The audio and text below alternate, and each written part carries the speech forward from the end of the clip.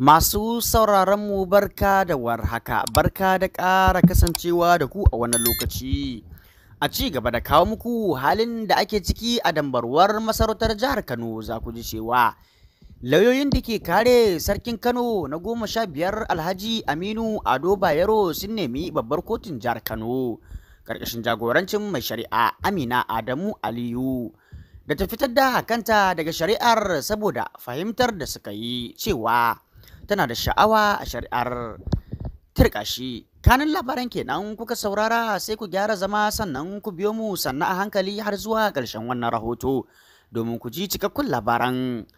Kafin nan, idan wannan shine farkon zuwanka wannan tasha tamu, muna roƙonka ka taimaka ka danna mana subscribing sannan ka danna ƙararrawar sanarwa, domin da haka ne zaka dinga samun dukkanin shirye-shiryenmu da labaranmu da zarar mun ɗora. Haka zalika ka danna alamar like domin hakan yana ƙarfafa mana gwiwa wajen shiga lungu da sako domin kawo muku sahihan labarai. Mun gode. To ga cikakken rahoton. Barista Abdulrazak Ahmad ya bayyana cewa mun miƙa wa kotu wasu ƙorafe-ƙorafenmu, daga ciki akwai neman a canza mana wani alƙalin da zai ci gaba da sauraron shari'ar.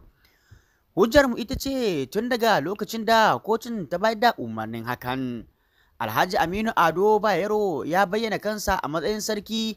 Mun san cewa kotu ta gama yanke hukunci akan shari'ar, don haka muke ganin bai kamata kotun ta saurari wannan shari'a ba, in ji shi. Sai dai a martanin masu kara ta bakin lauyansu, barista Bashir Tudun Wuzirci ya bayyana wa kotun cewa sun riga sun mayarwa da waɗanda ake kara martani a rubuce akan wannan roƙo nasu. Sai dai ɓangaren da ake ƙara sun nemi kotun ta basu lokaci don mayar da martani ga amsar da masu ƙara suka basu.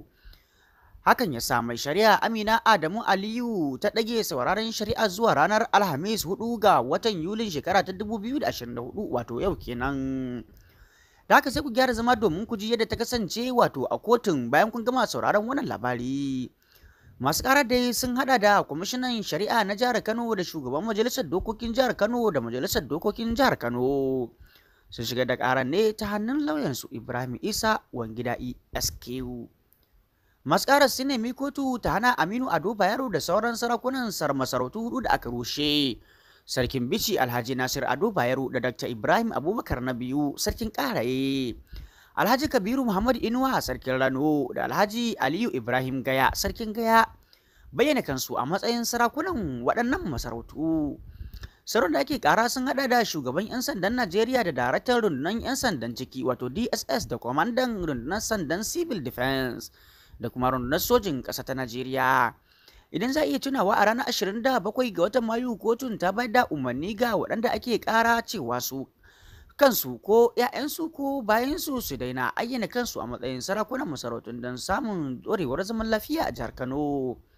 Jaridar Aminiya ta rawaito cewa a ranar 23 ga watan Mayu wato majalisar dokokin jihar Kano ta rushe dukkanin sababbin masarautun jihar guda 4, inda shi kuma gwamna Abba Kabiru Yusuf ya sake naɗa wato tsohon sarki Muhammadu Sunusi na biyu a matsayin sarkin Kano na 16. Masu sauraron wannan shine gamayya kuma cikakken rahoton da muke tafi da shi a wannan lokaci. Fatan mu da burinmu shine Allah madaukakin sarki ya kawo ƙarshen wannan dambarwa da ake cigaba da fama da ita a jihar Kano akan masarautu.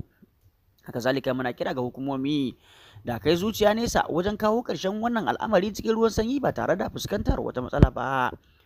Mun gode da ziyartar wannan tasha tamu. Masu sauraron mu, muna dakon jiran ra'ayoyinku a bangaren comments akan irin dukkan labaran da muke wallafa muku a wannan tasha mai albarka. Bisalam ku da lafiya.